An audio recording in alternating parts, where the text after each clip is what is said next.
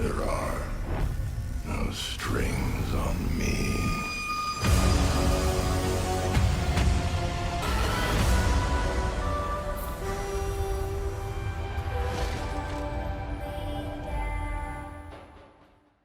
Hey, what is going on, everybody? It is your boy Connor, your primitive AK here, back with another video for you guys today. Today we're going to be covering the full in-depth guide as to how to unlock diamond launchers in Call of Duty Black Ops Cold War. If you guys are new to the channel, make sure you guys leave a like and subscribe. Appreciate you guys showing the love and support. We're going to be covering every single challenge as well as the extremely difficult challenges for both the CIGMA and the RPG. So if you guys would like to jump to a specific area that you're struggling with the RPGs or the CIGMA launcher, there will be timestamps and chapters included in the video, so you guys can go ahead and clip to a certain area, and I'll also leave it in a comment pinned on this video so you can jump to a specific area. But without further ado, let's go ahead and jump right into it. Alright, so some things I want to get out of the way, and some disclaimers and some warnings ahead of time in regards to going for diamond launchers. Some things I want to advise you of. Take everything that you know about Black Ops Cold War and just throw it out of the window completely. Alright, just forget it. Alright, trying to unlock diamond launchers in Black Ops Cold War is the equivalent of taking the bottom portion of your lip, peeling it so far back behind your head to the point where you wish that you never had an actual face. Okay, because that's how painful going for these launchers actually is. Alright, now that we got that out of the way, let's get into the actual tutorial. Alright, now for the ideal class setup that you're going to be using for your launchers, whether it be the RPG or the CIGMA that you're going for, right off the bat, one of the perks that I recommend that you use for your specific launcher class setup is going to be a perk setup of roughly around Tac Mask and also Flak Jacket. What I recommend, depending on which challenge you're going for, majority of the times Tac Mask is going to save you for going for the 3 kill streaks. If you are just working on destroying Scorestreaks, what I recommend is you take off Flak Jacket and use something like Engineer. This is going to help you in destroying the enemy equipment, enemy vehicles, enemy kill streaks. This will help you out tremendously on a lot of your challenges. Once you do finish all of those vehicle destroys and equipment destroys with your launchers, you can probably take off Engineer and then run something like Flak Jacket, which will help mitigate any type of explosive damage. That way you don't accidentally kill yourself when you're going for the 3 kill streaks and any type of other weird challenges that we'll get into in full detail. Second tier perk setup is going to be Gearhead and also Scavenger. I actually have these perks on by mistake, my apologies. But if you're doing your launchers, you're going to want to have these 2 perks at the same time, and this is going to help you out with your field upgrade on Gearhead, so you can carry 2 specific field upgrades, and Scavenger, in case you do run out of shots, you'll be able to pick up ammo from any dead players, whether it be teammates or enemies. That'll help you out on that front. And last but not least, in tier 3, what I recommend is a pretty decent setup here. You got Cold-Blooded, which is going to help you stay off the AI controlled score streaks, so that way you won't be spotted and they won't target you for any type of AI. And also Ninja's going to be a good way to go here. Reason why I don't recommend Ghost is because you're going to be stationary a lot when you do a lot of these challenges, so there really isn't any too crazy good perks here. If you don't want to use Ninja, you could also use Gung Ho, which is going to help you take less damage when firing, swap weapons a lot faster, and move at full speed when reloading. This may help you out tremendously. I wasn't getting too much benefit out of it, but somebody else, may will, especially with the double kill challenge. You'll be able to reload your gun a lot faster with this perk, so this may come in handy as well. For your field upgrade, I recommend that you run the assault pack. That way, in case you do need to run out of ammo, you'll be able to pick up ammo infinitely as many times as you need to with your assault pack. And with the perk Gearhead, as I mentioned, you'll actually be able to get 2 of these things, which will tremendously help you out with a lot of your perks. The lethal doesn't matter. Tactical, I recommend Stim Shot in that case. But let's go ahead and jump into the challenges and how to complete each and every single one of them.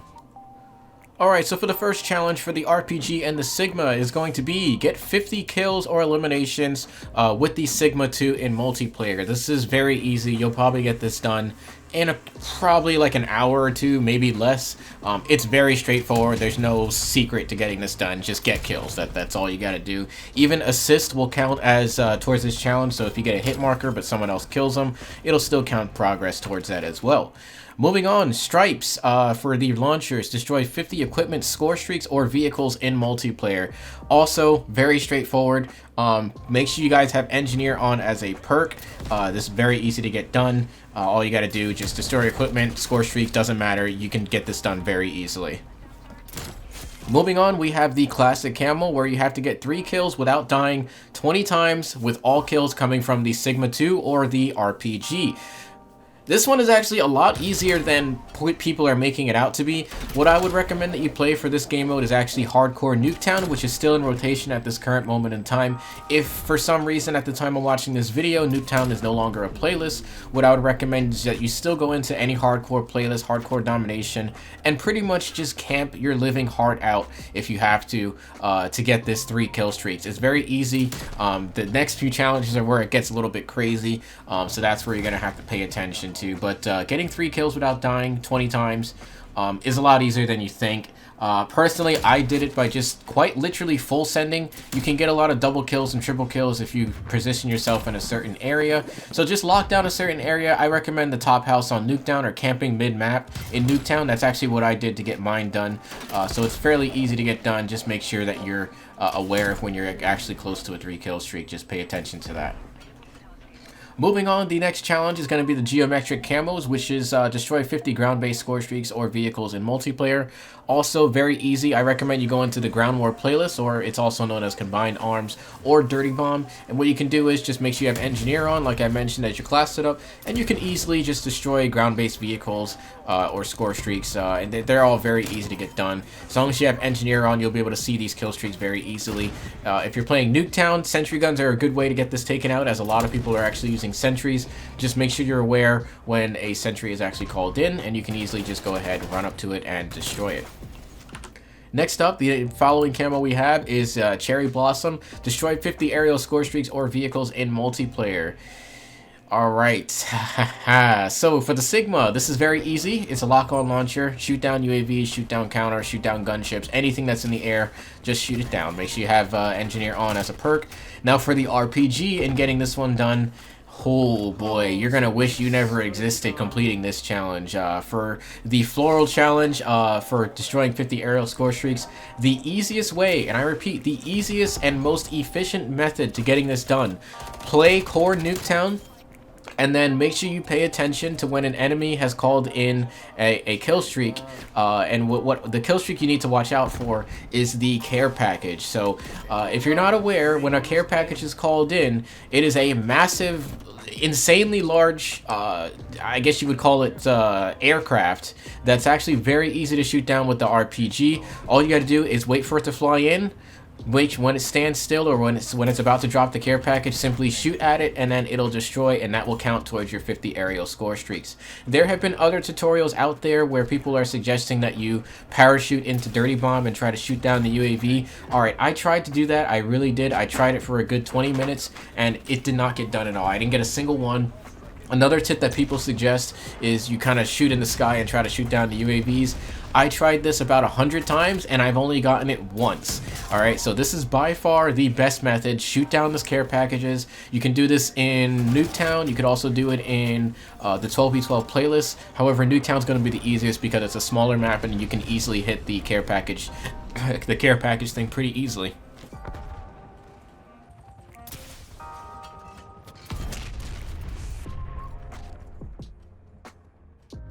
Moving on, we got the Science Camo. Destroy 3 score streaks or enemy vehicles in a single game 10 times in multiplayer. You can do this in either Dirty Bomb or the 12v12 playlist. I recommend the 12v12 playlist. I had more luck in there. Dirty Bomb just wasn't working out for me at all.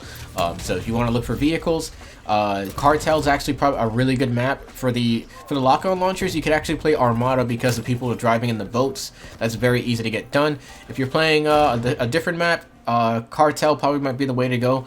Make sure you have engineer on and people will actually be sitting inside of the bikes and you can easily just take those out in one hit. Very easy to get done. And last but not least, the Bliss Camo. Kill 2 or more enemies rapidly 25 times in multiplayer.